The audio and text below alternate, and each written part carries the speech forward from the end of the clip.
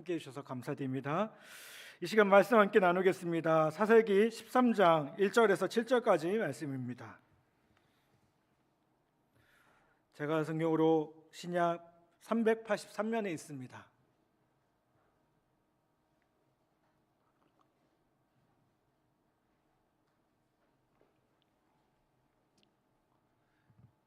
사사기 13장 1절에서 7절입니다. 다 찾으셨으면 이 시간 저와 교독하도록 하겠습니다. 제가 먼저 봉독하겠습니다. 이스라엘 자손이 다시 여호와 목전에 악을 행하였으므로 여호와께서 그들을 40년 동안 블레셋 사람의 손에 넘겨주시니라. 소라 땅에 단 지파의 가족 중에 마노아라 이름하는 자가 있더라.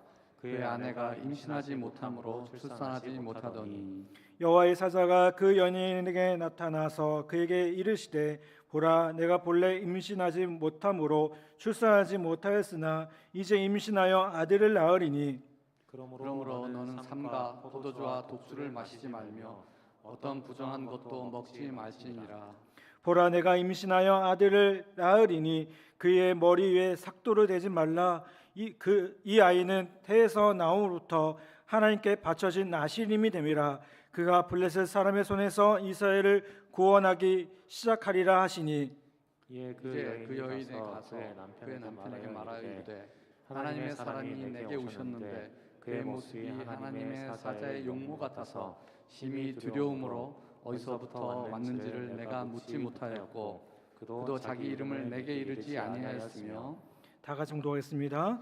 그가 내게 이르기를 보라 내가 임신하여 아들을 낳으니 이제 포도주와 독주를 마시지 말며 어떤 부정한 것도 마시지 말라. 이 아이는 태에서부터 그가 죽는 날까지 하나님께 바쳐진 나신이 됨이라 하더이다 하니라.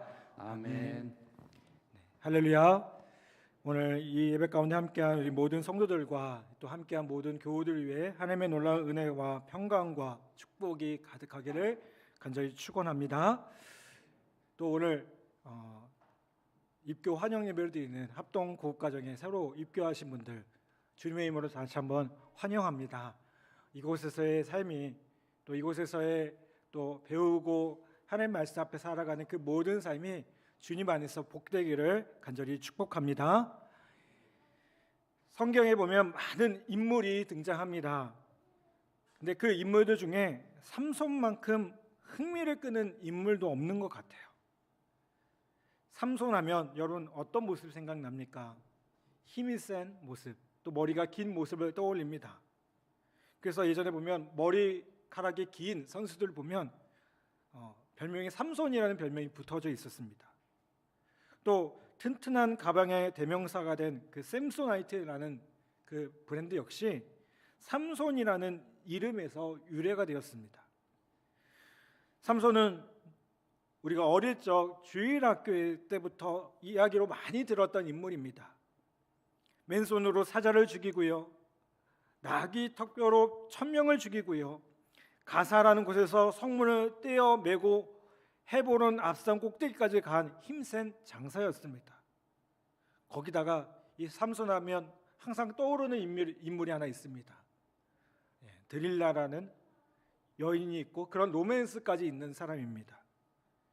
그런데 여러분, 이 삼손의 모습을 보면 육체적으로 아주 강한 사람이었지만 그의 삶과 그의 신앙의 모습들은 반대로 아주 연약했던 인물임을 보게 돼요.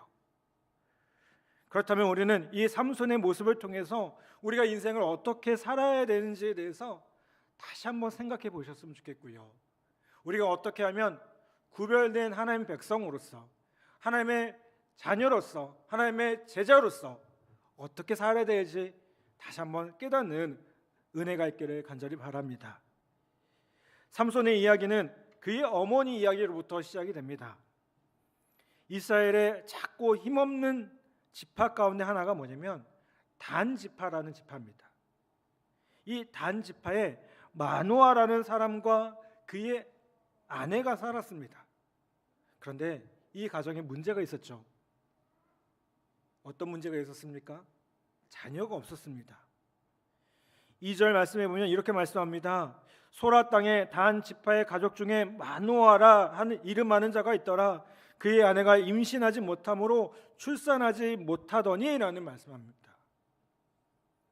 여러분, 마노아와 그의 아내는요, 세상적인 시각으로 보면 어떤 사람일까요? 실패자입니다.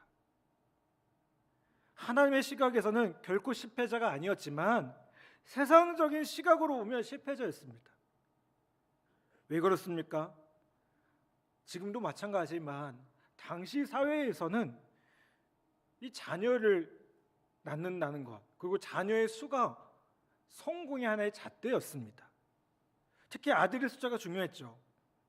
그런데 이 가정에는 자녀가 없었습니다. 아들이 없었습니다.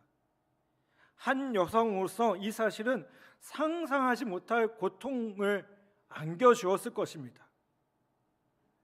여러분, 이 문제는 그냥 쉽게 넘어갈 문제가 아니었습니다. 큰 문제였습니다.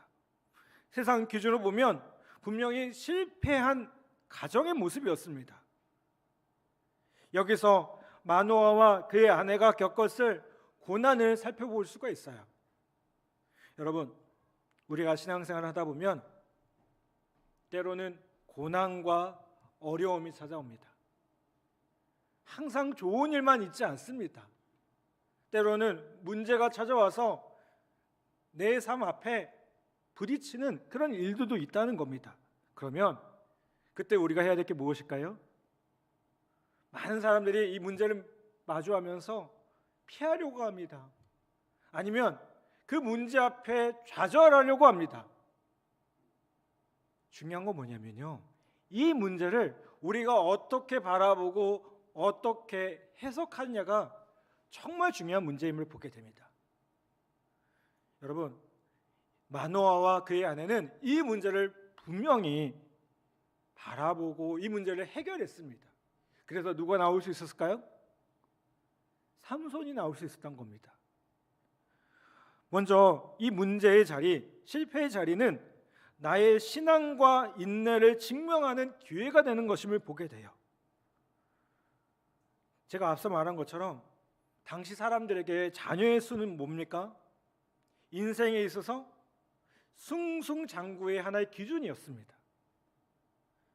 삼손 이전의 사사를 보면요, 사사기 12장에 보면 입산이라는 사사가 나오는데요, 아들이요 30명, 딸이 30명을 두었고요, 압돈이라는 사사는 아들 40명과 손자 30이 있었다라고 얘기를 해요. 놀라지 않으세요? 아들이 30명이랄까요? 자녀 수가 더 합쳐서 60명이었다니까요. 여러분, 이거 한번 생각해 보세요. 어떻게 한 사람이 60명 낳을 수 있을까요?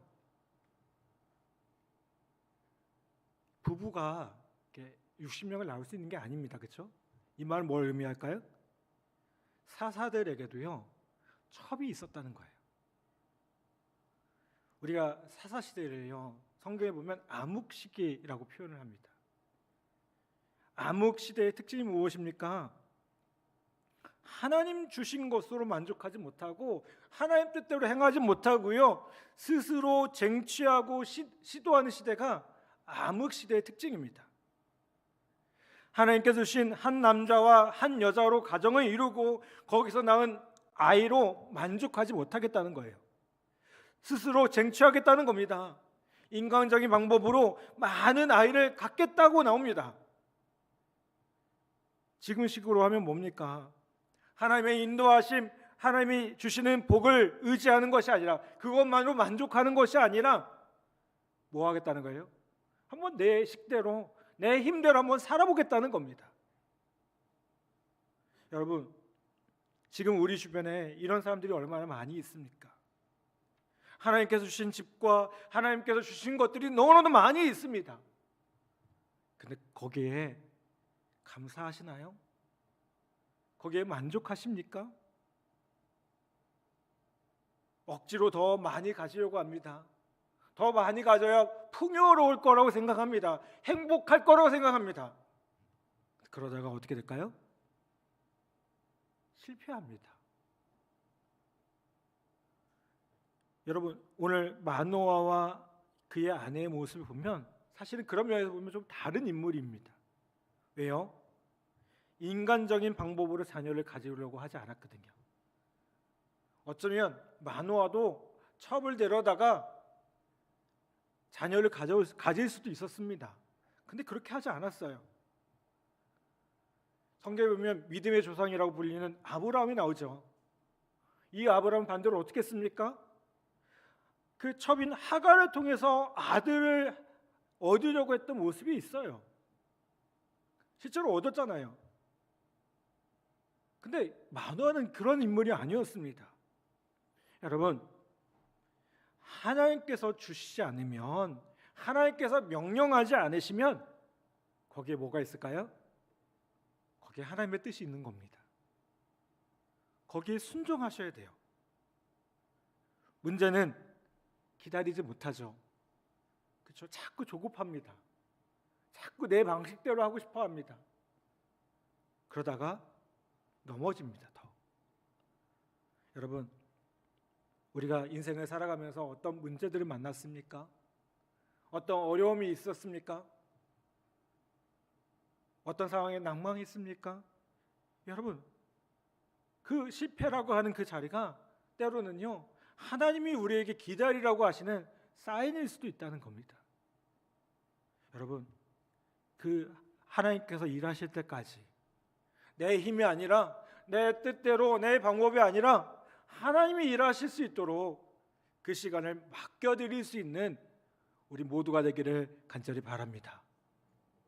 합동고급과정에 입교하신 여러분, 정신없이 군생활 해오셨을 겁니다. 쉼 없이 달려오셨을 겁니다. 그래서 아마 이 자리에 계신 줄 믿습니다. 여러분, 이제 1년이라는 시간 동안, 여기 있는 동안 쉼이라는 시간들이 여러분에게 주어질지도 모르겠습니다. 그 시간들을 통해서 하나님이 나를 통해서 어떻게 일하시는지, 하나님이 나를 통해서 어떤 것들을 기대하시는지를 다시 한번 바라볼 수 있는 귀한 은혜가 있기를 간절히 바랍니다. 내가 이것도 해야지, 내가 저것도 해야지, 많은 계획을 세우고 계신 분도 있을 겁니다. 그런데 그것보다 먼저 하실 게 있습니다. 뭐 하셔야 될까요? 하나님의 말씀 앞에 서는 겁니다. 아멘. 하나님의 말씀 앞에 서기를 바랍니다. 이곳이라는 시간을 통해서, 이 국방대라는, 합동대라는 이 믿음의 시간들을 통해서 먼저 하나님 앞에 설 수 있는 귀한 은혜가 있기를 간절히 바랍니다. 또한 이 마노아가 경험한 이 실패의 자리는요, 또 다른 성숙을 위한 준비의 자리였음을 보게 돼요. 삼손은 이스라엘의 12번째 사사입니다. 하나님은 삼손을 통해서 사사기의 혼란을 종식시키고자 했습니다.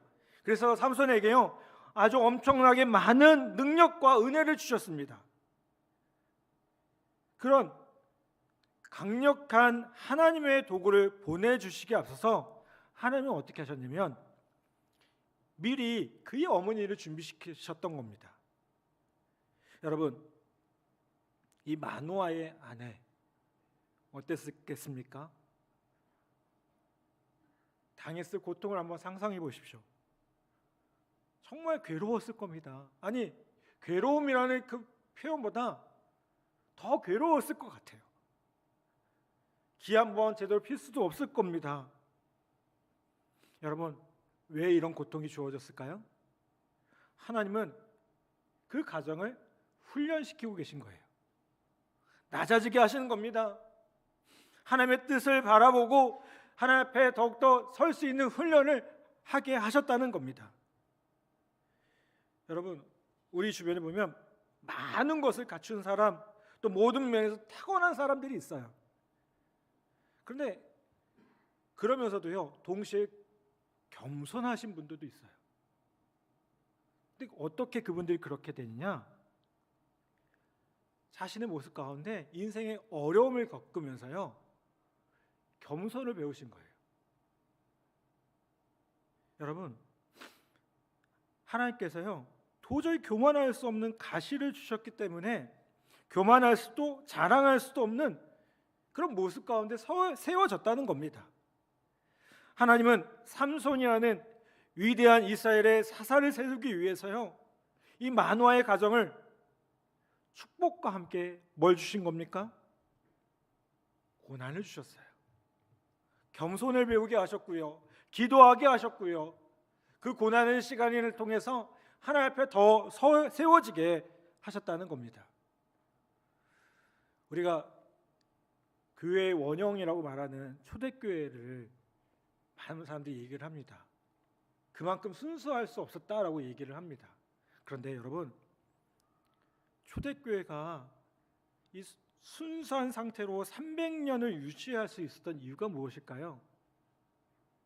많은 학자들이 뭐라고 하냐면요, 이 초대교회는 핍박받는 교회였다라고 얘기를 해요. 핍박받는다는 게 뭐죠? 박해받았다는 겁니다. 늘 고난 가운데 있었습니다. 늘 문제 가운데 있었습니다. 그러니 오히려 그들의 믿음은 더 순수했다는 겁니다. 여러분, 오늘 우리의 모습이, 우리의 삶의 모습이 어떤 자리에 있는지 모르겠습니다. 즐겁고 행복한 자리에 계신가요? 그러면 하나님을 찬양하기 바랍니다. 아멘. 그런데 때론 기도할 수밖에 없고 눈물 나는 상황들이 있습니까? 그러면 그 가운데 하나님의 뜻이 무엇인지를 다시 한번 기다리고 소망할 수 있는 우리 귀한 성도들과 교우들 되기를 간절히 바랍니다. 하나님은 고난과 실패라는 것을요, 그냥 우리에게 주시는 것이 아닙니다. 그것을 통해서 어떻게 하십니까? 로마서에 나오는 것처럼 합력하여 선을 이루십니다. 아멘. 합력하여 선을 이루시는 그 하나님의 뜻을 발견하는 우리 복된 성도들 되기를 간절히 바랍니다.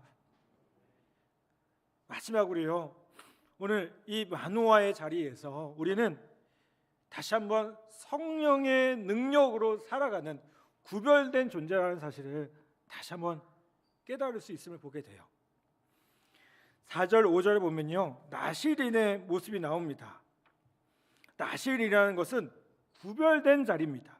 구별된 자라는 뜻입니다. 이 나신이를, 구약의 나신이를요, 신약의 성도의 예표라고 얘기를 합니다. 자, 이 말은 무슨 뜻일까요? 우리 모두 다 구별된 사람이라는 겁니다. 아멘. 여러분, 우리 모두 다 구별된 사람입니다. 목사만 구별된 사람이 아니고요, 특별한 직분을 가진 사람들만 구별된 사람이 아니고요, 여기 모인 한 사람 한 사람 다 구별된 사람들이에요. 구별된 게 뭡니까? 세상과 다르다는 겁니다. 세상 사람들의 가치관과 똑같지 않다는 겁니다. 자, 나실인인 민수기에 보면요, 3가지 표징이 있어야 됩니다. 첫 번째로는 술을 마시지 않습니다. 이 얘기를 듣자마자 되게 불쾌하신 분도 계실지 모르겠어요. 불쾌하지 마세요. 그렇답니다. 술 마시지 않는다. 두 번째는 머리를 깎지 않는다. 이 얘기 들을 때마다 제가 그 문서영 권사님 생각나요. 우리 이발소에 계시는 권사님. 오늘 제가 깔끔하죠. 권사님의 손길을 좀 받았습니다. 머리를 깎지 않았습니다. 세 번째는 시체를 만지지 않았습니다. 여러분, 머리를 왜 길렀을까요? 이거 멀리서도 딱 알아볼 수 있는 겁니다. 그렇죠? 시체를 만지지 않는다는 건요, 정결함을 뜻합니다. 술을 마시지 않는다는 건요, 뭘 의미할까요? 다른 힘으로 살아가지 않겠다는 것을 의미합니다. 여러분, 성도는 성령의 힘으로 살아가야 됩니다. 아멘. 내 힘이 아니고요, 다른 주님 찾으시면 안 됩니다. 여러분, 교회에 오셨다면, 내가 신앙생활 하기로 했다면 그 성령의 힘으로 살아갈 것을 다시 한번 고백하고 결단하기를 간절히 바랍니다. 성도는 구별됩니다. 눈에 띕니다. 그리고 분명히 달라야 됩니다. 저 사람 보니까요, 교회 다니는 사람인데 정말 특별해 보여, 뭔가 달라 보여라는 그런 모습들이 우리 안에 있어야 된다는 겁니다. 그런데 여러분, 그게 처음부터 쉬운 일이 아닙니다. 저도 군 생활을 이제 20년 가까이 했습니다. 목사 된 지 20년이 넘었습니다. 작년에 우리 교회에서 제가 목사 된 지 20년 됐다고 축하도 해주셨어요. 근데 제가 25살 때 목사 안수를 받았거든요. 처음부터 목사 같았을까요? 저는 신학교 1학년 때 군목 시험에 합격을 해가지고요, 군목으로 입대하기 위해서 그 준비를 하면서 25살 대학원 들어가자마자 목사가 됐습니다. 처음부터 목사 같았을까요? 아니었습니다. 제가 늘 컴플렉스 중에 한 가지 뭐냐면요, 너무 어려 보인다는 겁니다. 너무 어려 보이고요, 뭔가 이렇게 어설퍼 보인다는 겁니다. 그게 늘 컴플렉스였어요. 일부러 그래서 복장도 이렇게 더 이런 걸로 하고요, 머리도 어렸을 때부터 2대8로 이렇게 가르마 타고요. 근데 그게 여러분 왜 그렇게 필요했을까요? 제가 목사로서의 사명을 감당하기 위해서 부족하지만 하나하나 했던 겁니다. 여러분, 우리의 모습도 마찬가지입니다. 외적인 모습뿐만 아니라 우리의 내면의 모습도 마찬가지입니다. 처음부터 그리스도인 나온 모습, 그리스도의 향기가 다 풍겨나지 않습니다. 부족하지만, 연약하지만 내가 할 수 있는 범위에서 하나님 앞에 결단하는 겁니다. 그렇게 시작할 때 믿음은 자라나게 됩니다. 아멘. 이곳 가운데 모셔서 이제 내가 신앙생활을 한번 해봐야겠다, 내가 신앙이라는 것을 한번 가져봐야겠다라고 결심하신 분이 계십니까? 너무 잘 오셨습니다. 여러분이 그 믿음 가지고 다시 한번 나아간다면 여러분 이제 앞으로의 1년이 여러분 인생에서 정말 잊혀지지 않는, 하나님께서 여러분의 인생을 만져주시고 여러분의 삶을 새롭게 하시는 그런 귀한 한 해가 될 줄 분명히 믿습니다. 아멘. 그렇게 귀하게 쓰임받는 우리 모두가 되기를 간절히 바랍니다. 여러분, 실패라는 것은 우리의 인생의 거품이 사라지게 만듭니다. 때로는 그 문제를 통해서요, 내가 누구인지를 분명히 알게 합니다. 나는 누구입니까? 하나님의 사람이고 그리스도의 제자입니다. 우리는 그거밖에 남는 게 없습니다. 여러분, 그것을 다시 한번 깨닫기를 바랍니다. 우리는 세상의 힘으로 살아가는 사람들이 아닙니다. 세상과 구별된 사람들입니다. 구약에 나오는 나시린의 이야기가 다른 얘기가 아닙니다. 우리 모두의 이야기를 다시 한번 기억하며 설 수 있기를 간절히 바랍니다. 여러분, 성령께서 저와 여러분을 이 시간 이 자리 가운데 불러주신 줄 믿습니다. 그리고 함께 만나게 하셨습니다. 그리고 이 시간 우리가 함께 모여서 예배할 때에 다시 한번 하나님의 사람으로 거룩한 주님 백성으로 세워지는 귀한 은혜가 있기를 간절히